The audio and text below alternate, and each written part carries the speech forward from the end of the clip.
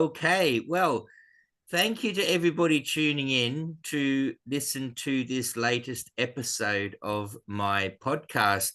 While setting this particular episode up, I was delighted to see I've had 2,500 people listen in the last 24 hours from nearly 30 different countries, which means 20 countries have not been listening who often do. So we'll hope to get you back in the next few days if you're in one of the countries that didn't listen in the last 24. But I just want to say I'm so thrilled to have so many active people tuning into this my storytelling podcast, and I try my best to bring you the very best quality of speakers to keep you informed and entertained. And I don't think on any particular day I've been doing this podcast with all my wonderful speakers have I yet had anyone of greater quality than the two gentlemen that I'm bringing to you today. Some of you will have already listened into the recent episode with Kyoku Endo, who's a custodian of the Flame of Hope. If you didn't listen into that, you will see it as a recent episode and you can catch up with that at your leisure.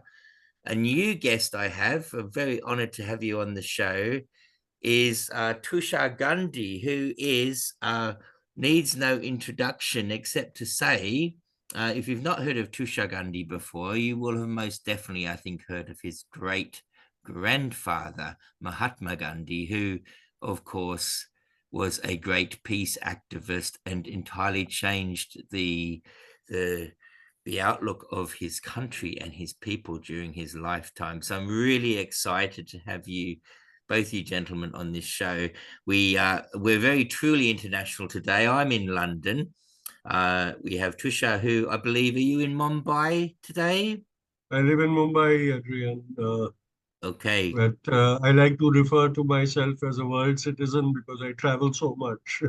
Okay, world citizen Tushar Gandhi from Mumbai. And what about yourself, Kyoku? Are you in Tokyo today? No, I'm in Kyoto. You're in Kyoto today. I live in Okay. Kyoto, and yeah, I'm also a traveler, so I'm also the world citizen, I believe. You certainly are. In fact, since I last met you, where we were both in the Peace Dome at Glastonbury Festival, Kyoku, you have been to Israel and you've been to Thailand and God knows where else. I believe yesterday you were in Hiroshima. Is that correct? Yes, I was in Hiroshima again, even though I was with Tosha together in Hiroshima 10 days, 2 weeks ago, something like that. Okay. Well, of course, this Well, is Yes. Ryokyo goes around carrying hope with him, and I go around trying to dispel despair from the world. So, well, I think we need more of both of you, and I'm so grateful to have you both on this planet doing your work, because the planet certainly needs people like yourself to be doing the invaluable work that you're doing, really very much so. I believe you were both recently together. Would you like to tell me about your most recent work that you did together? Oh, yes, yes. oh, sorry, Ryokyo, No, no, go ahead. please go ahead. Please go ahead. It's No. you, Ryokyo. Okay. Yeah, he came to Japan. I invited him to Japan, and I took him around Hiroshima and meet with Hiroshima mayor, and also visit atomic bomb museum, and also visit there's the statue of his great grandfather's statue in Hiroshima Peace Park. So that's what we did in Hiroshima. And also he gave a great lecture in Hiroshima. Fantastic. Organized by the India-Japan Association. And also we went to Kyoto, and we have some fun. No, we had a lot of fun. Also we visit Tokyo, and we met with the former prime minister and this and that. Well, it's very Yes, important it to have was fun with whatever we do, isn't it? If we enjoy what we do, we'll have more enthusiasm for it. absolutely, absolutely. And And the trip to Hiroshima for me was very important because one of the greatest crimes against humanity happened over there. And unfortunately, the world has sort of treated it as as evil, but a necessary evil. And I think that has to be dispelled. That it wasn't a necessary evil; it was just pure evil to punish citizens, civilians in this manner. And it cannot be justified by saying that, it stopped war. It isn't. It is an act of terror, and we must condemn it as an act of terror. So for me, going there and being on the spot where such a major crime was committed and the culprits got away with it was very significant.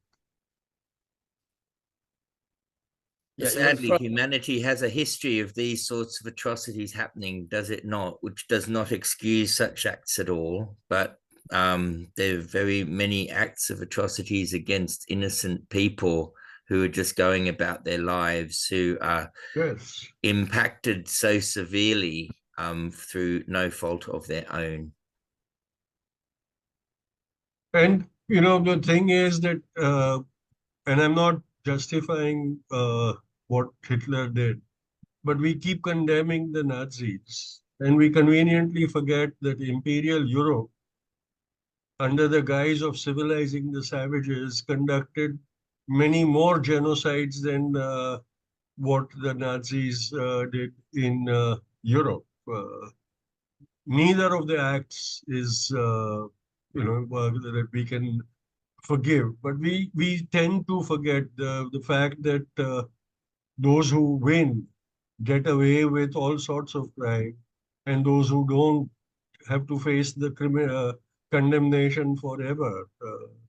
And so I think the time has come when we have to say that, unfortunately for us, nobody is lily white. Nobody is lily white in this world. And so we have to collectively learn from the mistakes of the past. Yeah, and the missing part of in our human being is that the history is not so much revealed. For example, that just what Tosha said now, it's more genocide happened in India a lot, but it's not so much well known, right? The history is covered by the winners, right? Absolutely. The winners write the history books.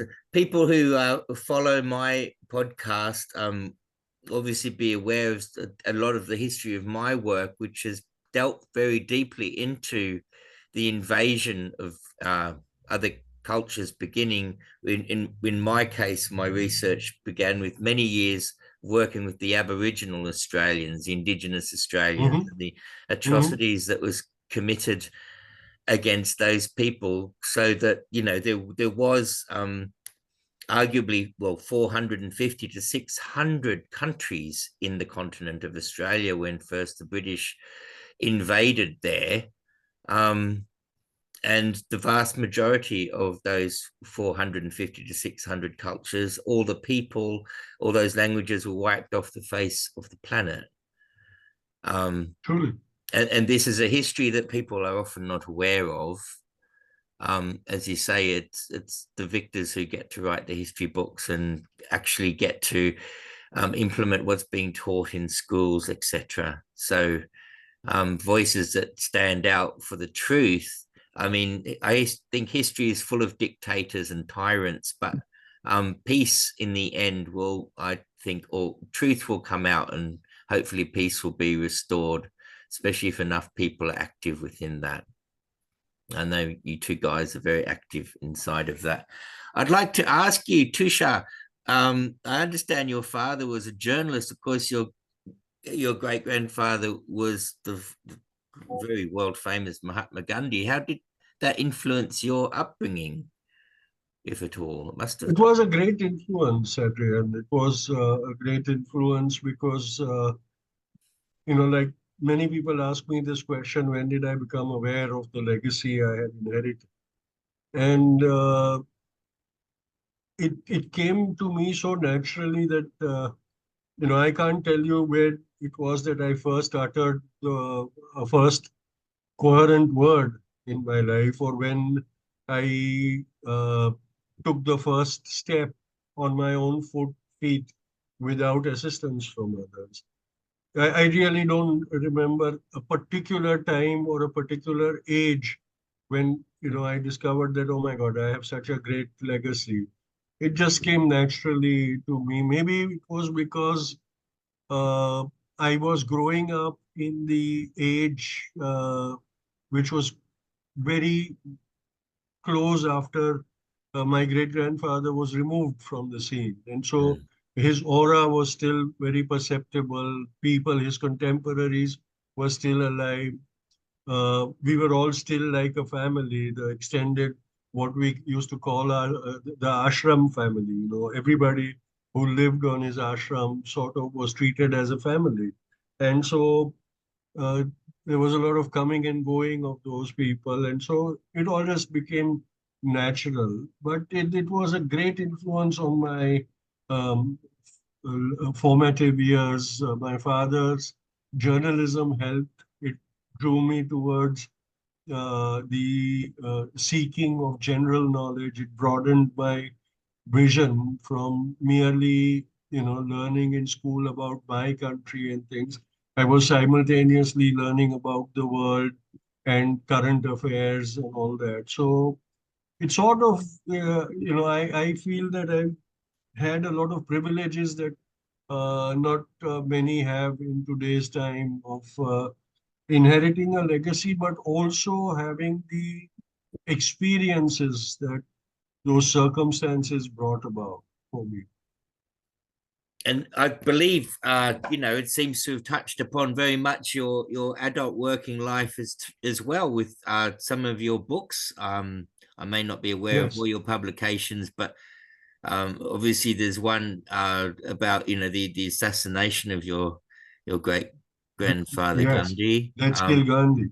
That's Kilgundy, and there's a story, I believe. Correct me if I'm wrong, but about Gundy's wife, your great grandmother, and her diary, which was Yes. controversial, and you did some research into that. Would you like to talk a little bit more about What happened?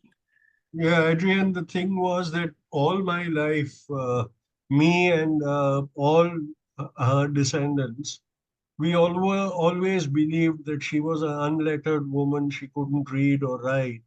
And so she was always treated as Gandhi's wife. Even we didn't ever bother to give her an identity of her own. Although my parents wrote a biography, a very authoritative biography of Kasturba, but when you read that biography, it's it's not the biography of an individual. It is the biography of the wife of a great person. And so she never had a individual identity for herself. And one of the reasons was that where do we find material? She couldn't write, so she hadn't written anything about herself. So when I was told that a diary was discovered, which is, her diary, a diary that she wrote, my first reaction was, no, no, this is not possible because she couldn't write or read or write. She was unlettered. And they said, no, we've cross-referenced what is written in that diary and things, and there is no doubt that it is her diary. it? So I said, come on, let me see what it is. And I actually, when I started reading it, tears were flowing down my cheek because that every word that was written over there was like a condemnation that how could you, my own flesh and blood, do this to me, kind of thing, where we never bothered. When I told my father about the experience and I told him, look, I found her diary, he laughed and he said, no, no, it can't be, it's a hoax. And I said, no, I am convinced that it's her diary. Then the next reaction was, oh, maybe she spoke and somebody else wrote because she couldn't write. But when I saw the pages of the diary, I realized that it was written by somebody who was not a disciplined person. she did not have a formal education in that language. So she was just writing her unlettered thought, her uneducated colloquial language was being put down in letters on those pages. And I said, if there was anybody else involved in the writing, they would have corrected her grammar, they would have corrected the way she's spelling, the jumble of letters in her spellings and things, the inconsistencies. Mm. At one place she would spell something in one manner, on the very next page, the same word would be spelled differently, even though we had a phonetic language. The colloquial used to be reflected in our writing. And I said, this has to be someone who only knows the spoken language. She doesn't know the written language. She doesn't know the difference between. So Mm. it took me along. My uncle, just a week before my book was to be released, my uncle called me up and he says, I hope you're prepared because there's a group of historians who are going to debunk your claim and declare your book as a hoax, the diary as a hoax. And I said, I welcome them to do that because then it will give me the opportunity to defend what I have written. And I am absolutely convinced that the diary I have is genuine. But everybody who had jumped to conclusions had not bothered to read the diary and had just gone on the preconceived notion that she was an unlettered woman, so she couldn't have written to it. But as soon as they took the trouble of reading the diary that I reproduced in my book, if you ever get to see that book, you will notice that there is very little of me in it. I've become a kind of a medium to just transfer her words to my readers. And that's why, it was a very funny experience that I had when I submitted my manuscript to the publisher. The editor who was asked to take up the assignment, her first reaction was, how can I even deal with such trash? She said, the English is so horrible. And I said, look, I have written it because initially I also wrote very polished English. And then I said, but the whole flavor of my great grandmother's writing is lost if I write it in my polished language. Mm. Mm-hmm. My responsibility is to transfer the experience I had of reading her writings to my English readers also. And so purposely, I have written in the most atrocious English language. The grammar is wrong, the sentence formation is wrong, everything is wrong. And it took me a lot of time to convince my publishers and the editor that if we changed anything in that manuscript, then we were not being faithful to the diary. And my book has been appreciated because, I there is no influence of mine on that book. It's her language translated into English, but the essence of that original language is what the readers get. So this is what that book was all about. That And sounds now absolutely. I'm almost getting over with the first draft of my third book, which Okay, deals with the fantastic. partition of India. Okay. Well, I look forward to hearing from you. Hopefully, do stay in touch and let me know when that book's going to come out. Perhaps you could come on the podcast again and then we could have some words about that. I will definitely. I think that the lost is called the Lost Diary of Castor. The one about your great grandmother. What's it? The Lost Diary of Kastur Mai Ba, Okay. because there is one chapter where I have written her story also, where the conscious effort was not to write about uh, M.K. Gandhi's wife, but write about Kastur as an individual and as a woman. So there is one chapter which is me telling the story of my great-grandmother. And then the rest of the book is the pages of the diary with my translation of her writing. Well, I think this is, well, I'm certain this is going to appeal to my listeners because I happen to know that 80% of the listeners to my podcast are women. And perhaps partly because one of my biggest projects is called 31 Women, and it's 31 ongoing interviews with 31 women about how their lives gradually progress and everything they're up to. So 31 Women is a popular feature on this podcast. So they're going to really love hearing about your great grandmother, the wife of Mahatma Gandhi, in her own words, transcribed as realistically as you can by yourself. So I really picked up on that when I was doing the research for this interview to hear a little bit more about it. Sounds fantastic. I'm no stranger to that sort of research myself. I actually have got a few books, as my listeners know, that are published. One of which is largely based in India, and it follows the unknown history of a group of Indian slaves who were enslaved by the King of Portugal to work a diamond mine. And over 10 years, they dug these diamonds out. Finally, they were sold onto a slaving galley to cross the Indian Ocean. They got boarded by pirates. They turned pirate and went and got the diamonds back that they'd been digging up for 10 years. That's a fascinating story based in India as well.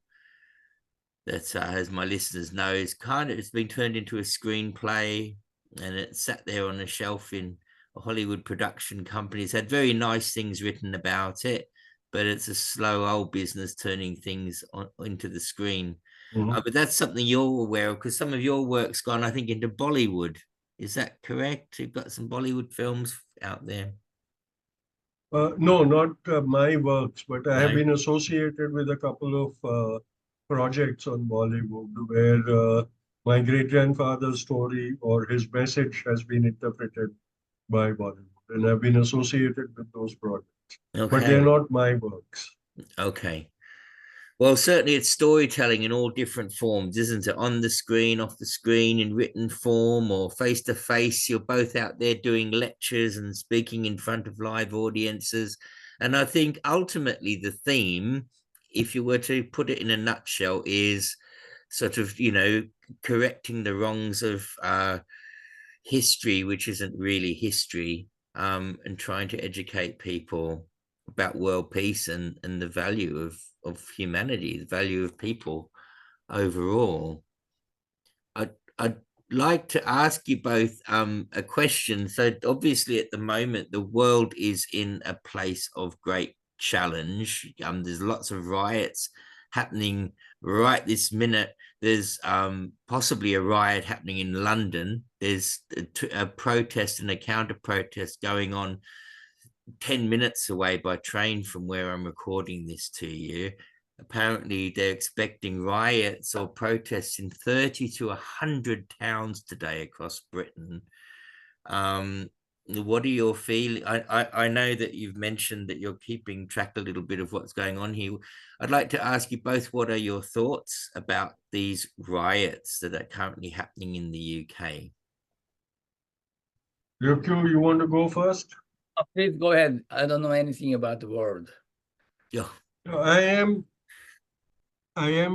troubled by it, Adrian, but I'm not surprised because unfortunately, all over the world, we are seeing the rise of political opportunists who want to exploit the insecurities of certain groups of people and use them for their own political gains. It's happening in my country. We've been seeing it happen since 1992 in my country, and we're seeing the results in the last 10 years of how India has changed from what it started off being and where it has reached today, where it is a country dominated by hate. And now we've seen that happen in UK also. We saw it happen in the US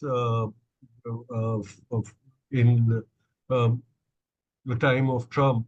Unfortunately, it might return over there. We are seeing it in many places in Europe where the extreme right wing is coming into dominance and holding sway over people. And it is basically the exploitation of the sense of insecurity felt by people and opportunists exploiting that sense and provoking action. Unfortunately, larger and larger groups of people are falling prey to it. And that is where the project started by Ryukyu is very important, the Flame of Hope, because all these things, all these aberrations that we are seeing are arising from a sense of hopelessness, a sense of despair, a sense of intimidation, which are, I have this theory that actual insecurity can be dealt with, but imagined insecurity, imagined threat perception, imagined injustice is very difficult to dispel because it's all in the brain. There is nothing in the real world, and but it dominates the brain and it prevents reality from penetrating the brain of that. And unfortunately, a lot of those people uh, whose intellects have been manipulated are falling prey to this campaign of hate. There's only one way. The attempts that Ryukyu and the Hope organization are doing, countering this campaign, not with anger, but with love. That is what will work. It won't bring about spectacular results instantaneously. It's going to ask for a lot of sacrifices. But eventually, it will bring about lasting peace. And so I believe that we have to continuously, as assiduously as they promote hate and instill the venom of hate in society, we have to counter it with love, the message of love. Absolutely. And to bring in techniques to help people reconnect with the reality, even basic meditation, deep breathing techniques, Yes, calm yes. music, doing all these things that just bring people back to a place of stillness. Because as you say, when their minds are swirling with all these messages of hate and blame, ultimately, I feel people, for most of us, it helps very much if we can take a sense of responsibility for where we are in our lives and to connect in just through the simple tool of breath, just through being in this moment and stilling the mind, just to stop that cycle of hate that seems to be so infectious within people's thoughts. Thank you for the answer, Tushar. Kyokyu, I wanted to ask you about your last few days because we're sat here. I think we're one or 2 days after a very important anniversary in Japan, which was the tragic anniversary of the dropping of the bomb in Hiroshima. And you were, of course, there in the last 48 hours. Would you just speak a little bit about that? Because this is one of the things that Tushar is speaking about is all the amazing work you do as a counteraction to the hatred is the work you do for peace and love. So could we hear about your last few days, please? Yes, so I was in Hiroshima from August 5th because August 6th is the day of the bombs, the Hiroshima bombed and burned. And there's many ceremonies and in all over the place and so many people around. And also there was some ceremony in front of the Tosha's great-grandfather statue. And and anyway, the interesting thing is that we don't find people in Japan that hate or keep anger about the Americans. It's not if it's not we don't find it, And some people Western people ask me why the Japanese don't have so much hate, about what America did. Do you know why? You please tell us. Please tell us. Yeah. Then I analyzed, and then for us, for the Japanese, there's not so much difference in the feeling as a natural disaster and the war.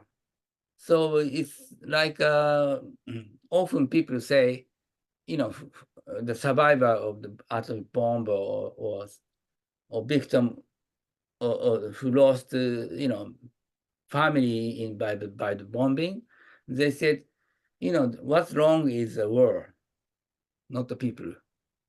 Something like this. I'd like to ask you both about your thoughts. Answering the question: is politics the answer or something else? And if it is politics, what has to change? How do politicians or people need to change for us to actually find ourselves in a place of peace within ourselves and our communities and internationally? So perhaps could I come to you first, Tushar, on your answer to that question? Yes, Adrian, I believe that politics is a necessity that we cannot live without. Uh, but I don't mean the kind of electoral opportunistic politics. I believe the ethical politics that we need. But what we also need is to change our own understanding of several things. For too long, we have believed that it's good to be tolerant, that tolerance is a virtue. But I believe that tolerance is not a virtue, it's actually uh, the seed from which hate and violence erupts. Because when we convince ourselves that we are tolerant, what we are doing is that we are getting irritated by the differences that are very natural. No two human beings can be absolutely same, and no two individuals can be like the mirror image of each other. And so there are going to be differences in appearance, in lifestyles, in belief, in ideology, in practices, in every day-to-day practice, our nature and everything. But we keep saying that I hate this what they are doing, but I'm tolerant. I'm tolerant. And so we allow that hatred to build up. And then one fine day, it just bursts out of us because we've just bottled all that rage within us without dealing with it. And so I believe that we have to understand that it is not tolerance that is a virtue. What is a virtue is we understand why the other is different. We learn about the differences. We understand those differences. From that understanding, we learn to accept each other with our differences and come to respect the right to be different in the other. When we reach that stage, then the irritants will not matter. And then we will truly be accepting people. But unfortunately, we keep telling our children to be tolerant, and they learn the wrong lesson. And that is where opportunistic politicians exploit. They know that we've filled ourselves up with resentment. We're just keeping it suppressed. And so they say, I'm going to come and pinprick that resistance and allow that explosion to take place.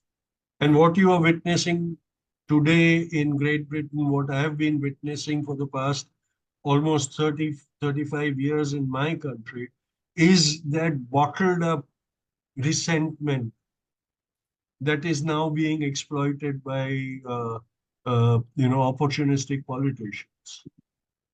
Politics, by its very nature, is opportunistic, and electoral politics is even more opportunistic.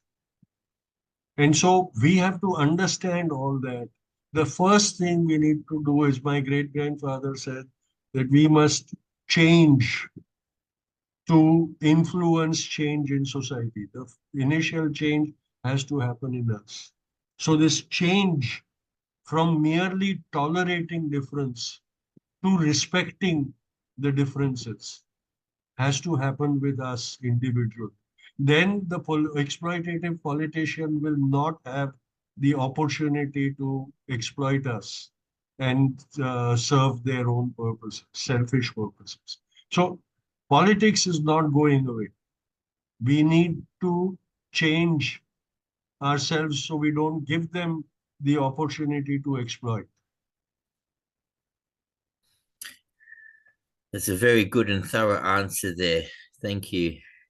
Tusha Gandhi, I have a feeling your great grandfather will be smiling upon you and thinking, here is a man who is a voice piece still in mortal form upon this earth for people to listen to.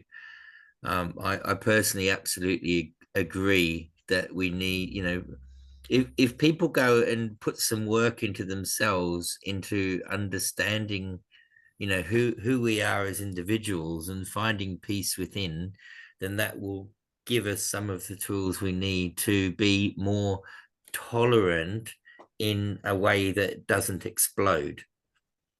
Because if we don't have those internal tools, which only we can get, we have to teach ourselves those, don't we? If we don't have those, then of course injustices are going to really, really, really make us angry over time. Kyokyu, is politics the answer? And if so, how do politicians or people have to change? There's the same question for yourself. You've got a hard act to follow there with Tusha, but I know, Kyokyu, you spend your life talking about world peace and traveling with the flame of hope. So how would you answer that question, please?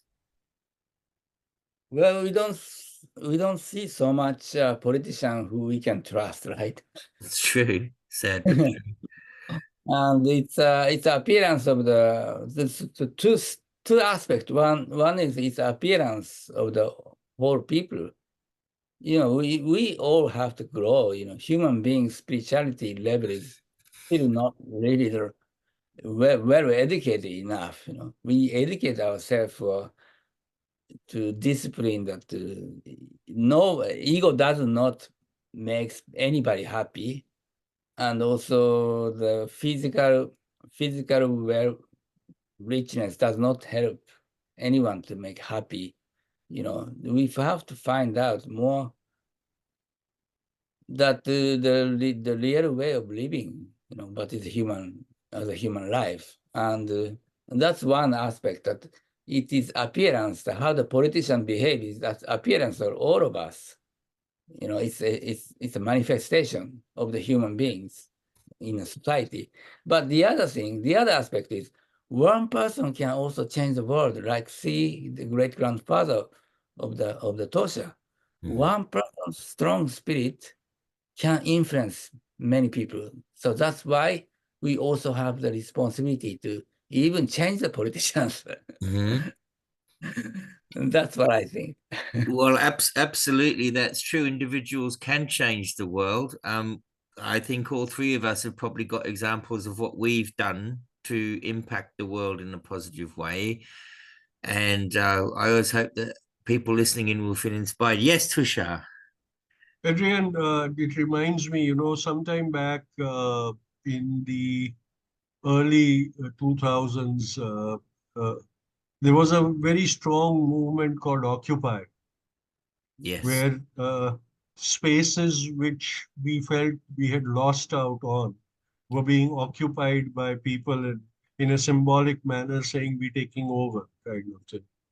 I think it's high time we occupied the political space and drove out the opportunists. A ho to that. I think, as you've said, politics is very opportunist, and the wrong people get elected because of the fact that they are opportunists, and the right people would never put themselves forward for election anyway. That's why they're the right people.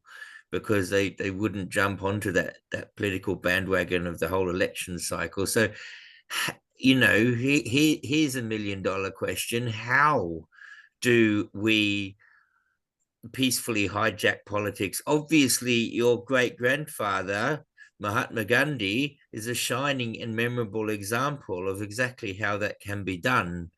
But also, I think sadly, he was perhaps not entirely unique, but he was in a very small group of individuals who have been able to make such a huge impact of, if you like, hijacking colonial politics. So, what can a person sat at home listening into this do to I think, unfortunately, in many democracies, and especially in a democracy like mine, India, we have sort of convinced ourselves that our only duty in a democracy is to cast our vote. And after that, we believe that we have no role to play. And that is exactly what the politicians, the opportunistic politicians, want. That, vote for me and then leave me alone, let me do what I want for the next 5 years, and believe that that is what democracy is all about. Democracy is about the fact that as voters, we not only elect the people, but like a good charioteer, like a good carriage driver, holds the rein of the horses and guides them to the destination he wants or she wants to take them to go. We have to treat these politicians as horses and hold the reins in our hand and not let them take even a single step in any direction that we don't wish them to go. Unfortunately, after voting, we abdicate our duty to them and they are just waiting for that to happen. But in a true democracy, the politician is a slave and the citizen is the master. We need to occupy that space of being the master of the democracy.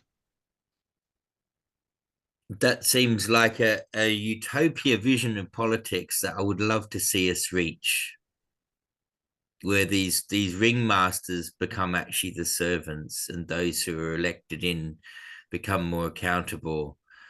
I suppose perhaps that was I only say perhaps it was more practiced within the communities where the politicians are very face to face with the people who have called them in, whether it be the tribal chiefs in a particular community, for want of a different term, and perhaps the larger population and geographical area of land that leaders rule, of course, the less face to face and the less in touch they're going to be with the people that they're casting decisions for. Mm-hmm. I guess people can take responsibility too, can't they, for their own actions? Today I had two very exciting things actually on my agenda. Top of my list was talking to both of you, and the other exciting thing was meeting with a lady I've never met before, who's now a married mother in her 30s. But when I first came across her, she was, she was in a position living in a mountain village where she was going to be married off to an elderly man in a forced marriage. And I got involved and was able to remove her from that situation. I've never met her before, so today I've had the honor of meeting her 16 years later. Now, I know there'd be some village elders very unhappy with me for doing that because I moved this underage girl from a situation of being married. But she's very happy and she's playing a really positive role in her life. And I think, we have to take responsibility for our actions and what we do, don't we, as citizens of the world? Lovely. Well, is there anything else that you would like to add before I, with full gratitude, close off this episode? No, I think we had a lovely discussion. We had a lovely interaction, and I'm very happy. Thanks a lot. Fantastic. Thank you so much. Looks like Ryoki's happy as well. Well, gentlemen, I'll say thank you very, very much. Thank you for appearing on my podcast. I will Thank you. certainly hope to see you sometime in the future, and I wish you both the very, very best of fair winds for all your endeavors. Thank you. Thank you. Thank you. Bye-bye. Thank Talk you to you both soon. very, Bye-bye. very much. Good Yeah, night, Ryokyu. yeah. Thank you both. See you soon. Bye bye, and blessings to you both. Thank you.